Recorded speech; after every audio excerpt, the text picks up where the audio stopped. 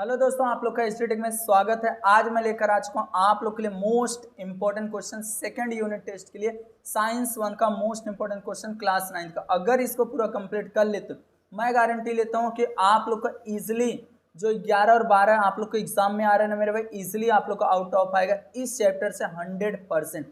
क्यों आएगा? क्योंकि ये मोस्ट इंपॉर्टेंट क्वेश्चन एक बार बस आप लोग को देखना पूरा। अगर एक बार देख लेते तो इजिली आप लोग का पूरा पूरा क्लियर हो जाएगा, एक भी पॉइंट बचेगा नहीं। सबसे पहले 11वें लेसन और 12वें लेसन का जो मोस्ट इंपॉर्टेंट क्वेश्चन चल रहा हूँ बताना, उसको अच्छी तरीके से देख लें। 11 और 12 साइंस पार्ट 1 अपना भी टेक्स्ट बुक खोल लो, उसमें जो जो चीज बताऊंगा उसको बस आप लोग को टिक मार्क करते चले जाना है।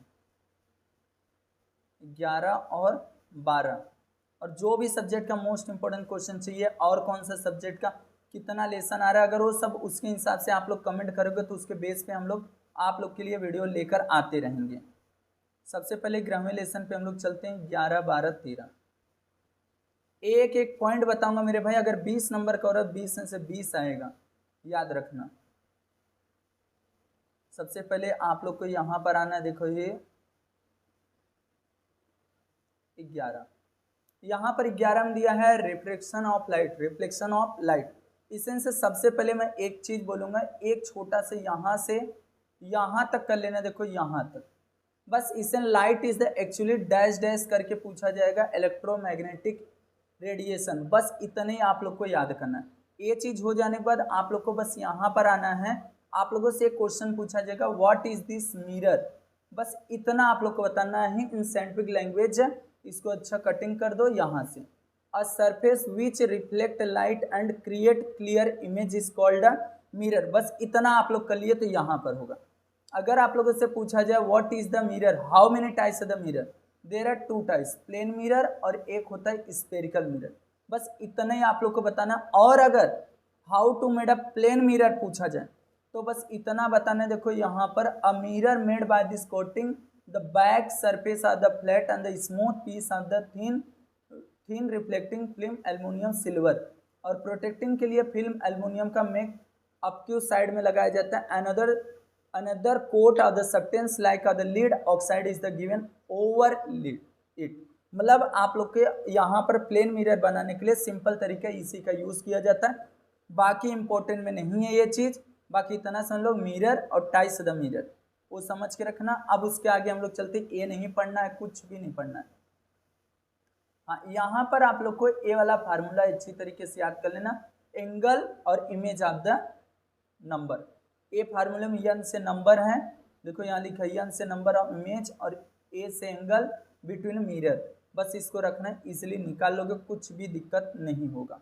एंड उसके बाद और आगे हम लोग चलते हैं। ये भी नहीं करना है। हाँ, यहाँ से आप लोगों से पूछा जाएगा स्फेरिकल मिरर कैसे बनता है। देखो यहाँ पर बस आप लोग इतना जनरली से आप लोग एक नज़र देख सकते हो स्फेरिकल मिरर कैसे बनता है। देखो एक यहाँ पर क्या होता है, कोई भी एक बॉल ले लो, उसको बीच में से कटिंग कर लो और कटिंग करने के बाद जो अंदर वाला भाग है उसमें शाइनिंग सब्सटेंस लगा देना, कोई भी चमकने वाला, एंड बाहर साइड में लगा दो पुफेड जिसको बोला जाता है फूला हुआ, उसमें लगा दो और अंदर वाले में। तो यही तो स्फेरिकल मिरर बनेगा मेरे भाई। ये दोनों का डिफाइन यहाँ पर है। और स्फेरिकल मिरर के 2 टाइप्स है, कनक्यो मिरर और एक होता है कन्वेक्स मिरर। कनक्यो मिरर बस छोटा छोटा यहाँ पर डिफरेंट है। देखो, if the inner surface spherical mirror is the reflecting surface, if the inner surface मतलब अंदर वाला पार्ट को क्या होता है स्फेरिकल मिरर का रिफ्लेक्टिंग सरफेस होता है, then it is called a concave mirror।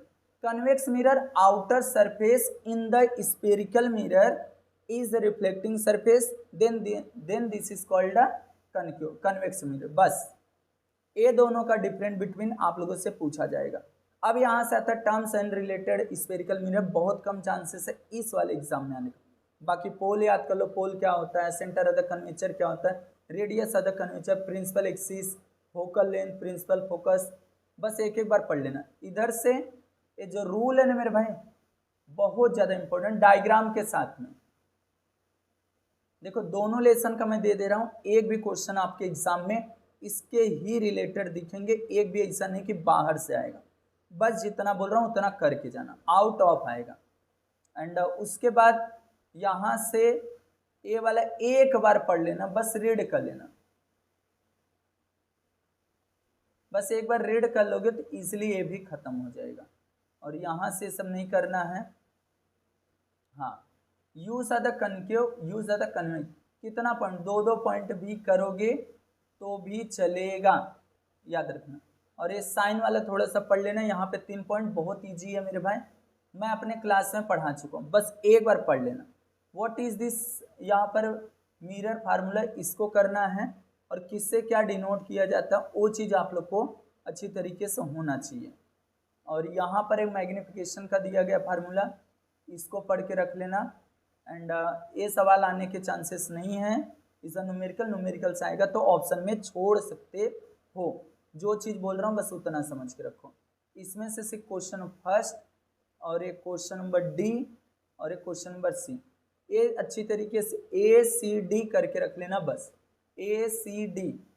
और यहाँ से ए वाला क्वेश्चन और एक ए, बस हो गया ये चैप्टर पूरा पूरा ऑल टोटल हो गया, एक भी क्वेश्चन अलग से नहीं करना है।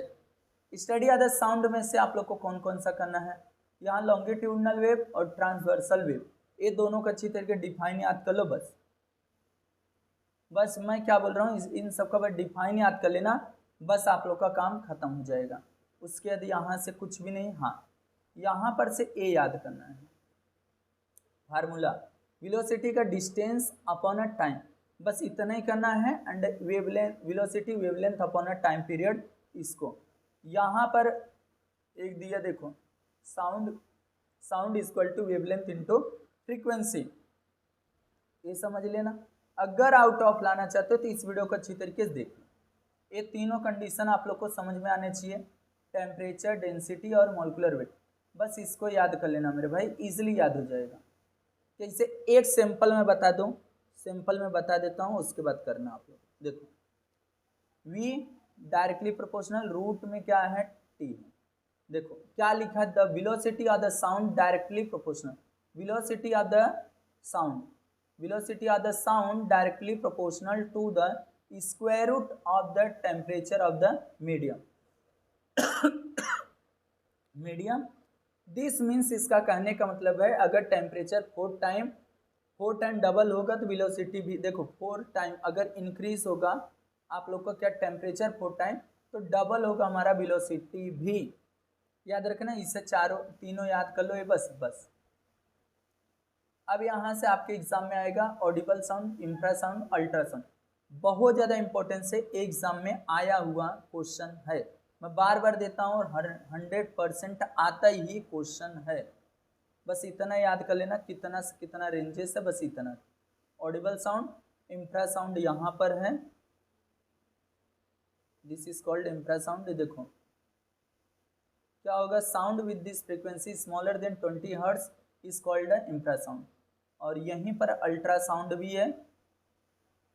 देखो अगर यहाँ पर कोई, the sound is the produce pendulum and this is the sound create a vibration of the earth just and this earthquake such, यहाँ से बस याद करो, sound wave with the frequency greater than 20 kilo hertz this is called ultrasound, बस इसको पढ़ लेना।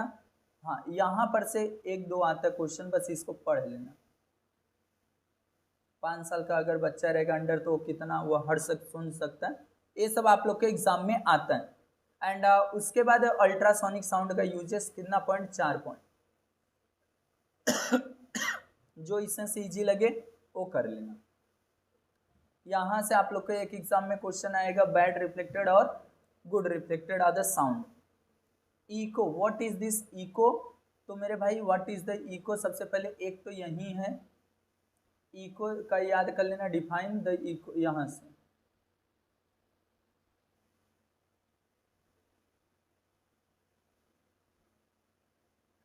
Eco से याद करना और इसको पढ़ लेना, और इसके टर्म्स एंड कंडीशन एक्सरसाइज में क्वेश्चन इसके रिलेटेड है, वहां से मैं बता देता हूँ, उसको कर लेना। इसका बाद डिफाइन आप लोगों से करना है रिवाइब्रेशन, उसको कर लिए तो इजीली आप लोग का खत्म हो जाएगा। सोनार का सिर्फ फुल फॉर्म याद करना, sound navigation of the ranging, बस इसको। और सोनार के डायग्राम को भी देख लेना, ट्रांसमीटर क्या होता है, रिसीवर क्या होता है, रिफ्लेक्टेड यहाँ प्लसेस क्या होता है, सी बेड क्या होता है, वाटर, सी कहाँ ट्रांसमीटर बैठाया जाता है, वो ट्रांसमिटेड, ये सब आप लोग को जानना रहेगा। और सोनार का मैं बहुत बार यूजेस दिया हूँ और आया हुआ एग्जाम में, ये मेरा फेवरेट है, ये आता ही आता है, मैं हर बार क्वेश्चन देता हूँ सोनार का यूजेस याद रखना। और ये सोनोग्राफी पैसा नहीं, कुछ भी नहीं पढ़ना सोनोग्राफी में। एंड ह्यूमन ईयर का बस तीनों टाइप्स जान लो, तीनों टाइप्स के बारे में जान लेना थोड़ा थोड़ा, और इधर से सवाल नहीं करना है। एक्सरसाइज से क्वेश्चन नंबर पहला और क्वेश्चन नंबर ये तीनों करना है मेरे भाई, तीनों क्वेश्चन बहुत ज़्यादा इंपॉर्टेंस है, वेरी वेरी आईएमपी क्वेश्चन है, आएगा तो आएगा। और इसमें से आप लोग को कौन सा ऑन वर्ड से दिया गया, व्हाट इज द इको करके रख लो, बस इधर से एक क्वेश्चन कर लिए तो भी खत्म हो गया आप लोग को। एंड उसके बाद अगर करना रहेगा से बस, और एक क्वेश्चन, तीन क्वेश्चन कर लिए, दो इधर तीन उधर, बस आप लोग का ए बी चैप्टर पूरा क्लियर हो गया मेरे भाई। ये वीडियो आप लोग कैसा लगा आप लोग कमेंट करना, जितना हो सकता है वीडियो को अपने दोस्तों को शेयर कर देना, और चैनल फर्स्ट टाइम चैनल को फटाफट सब्सक्राइब।